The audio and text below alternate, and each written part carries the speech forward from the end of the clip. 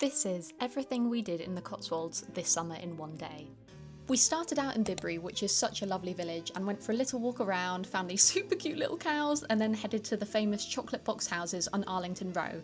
These are a very well-known group of 14th century cottages, and apparently one of the most photographed spots in the Cotswolds, so very Instagrammable. They also had these very cute pink deck chairs out, but you can only go over to them if you're staying in the hotel next to them, so we looked from afar. Next we went over to Borton on the water, which unsurprisingly is on the water, and we did the mandatory activity of going for a little walk down the river, around the alleyways, before we stumbled on Bakery on the Water, which was the perfect lunch spot.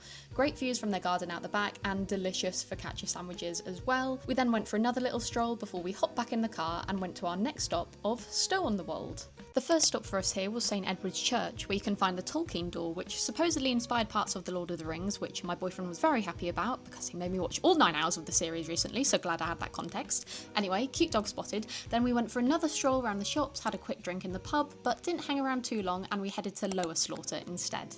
Now, there's really not a huge amount to do in Lower Slaughter, but honestly, I loved it. It was later in the day, so a bit quieter now, and we walked along the river and took the countryside path to Upper Slaughter.